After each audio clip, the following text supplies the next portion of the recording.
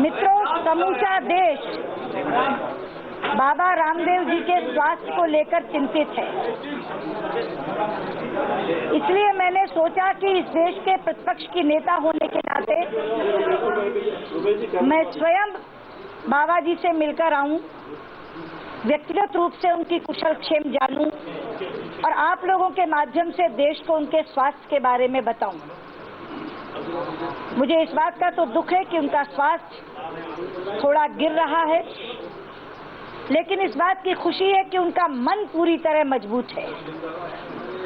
उनका शारीरिक वजन करीब 5.5 किलो कम हुआ है, लेकिन उनका मनोबल, उनका मानसिक बल पहले से ज्यादा बढ़ा है।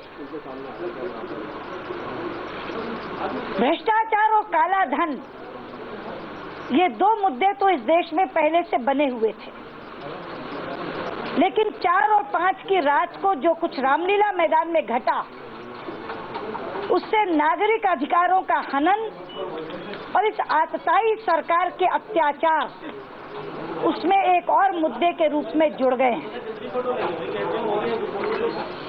मुझे हैरानी है कि प्रधानमंत्री कहते हैं कि जो घटना वहां घटी वो दुर्भाग्यपूर्ण तो थी, लेकिन उसका कोई चारा नहीं था, वो अनअवॉइडेबल थी। घटना तो 4 और 5 को घट गई, लेकिन उसके बाद ना श्रीमती सोनिया गांधी और ना प्रधानमंत्री कोई भी घायलों को देखने वहां नहीं गए। और यहां तक कि उनके एक मंत्री पूरा दिन गरज गरज कर ये टीवी पर कहते रहे कि एक भी व्यक्ति को चोट नहीं आई, एक भी व्यक्ति हर्ट नहीं है, एक भी व्यक्ति घायल नहीं हुआ।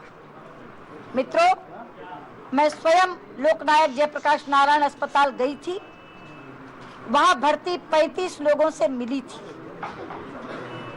जिसमें से 4 बहुत गंभीर अवस्था में थे, जिनमें से एक राजबाला थी जो आईसीयू में थी, जिसकी गर्दन पूरी की पूरी टूट गई थी और उसका ना शरीर का नीचे का हिस्सा काम कर रहा था, ना ऊपर का हिस्सा काम कर रहा था।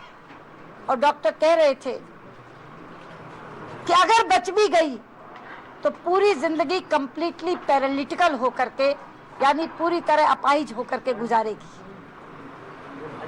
एक लड़का सुनील, झारखंड का,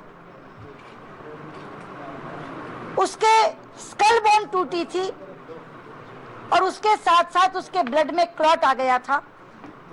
उसकी भी कल एलएनजेपी में सर्जरी हुई है। राजबाला को तो जीबी पंत में शिफ्ट करना पड़ा था, उसकी सर्जरी वहां हुई है। एक और लड़का हिमाचल का रविंद्र कुमार, जिसकी स्कल बोन टूटी थी और प्लास्टर में लिपटे हुए तो 6 से 7 लोग मैंने वहां देखे।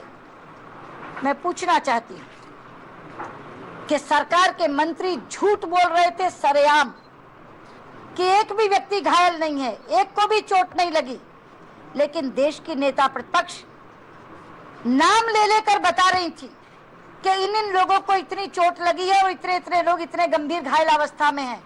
उसके बाद भी कांग्रेस अध्यक्षा या प्रधानमंत्री ने इसकी जरूरत नहीं समझी कि वो जाकर के घायलों को देख कर आए। आज यहाँ बाबा रामदेव इस अवस्था में हैं, किसने पहुंचाया है उन्हें इस अवस्था में? मैं पूछना चाहती हूं।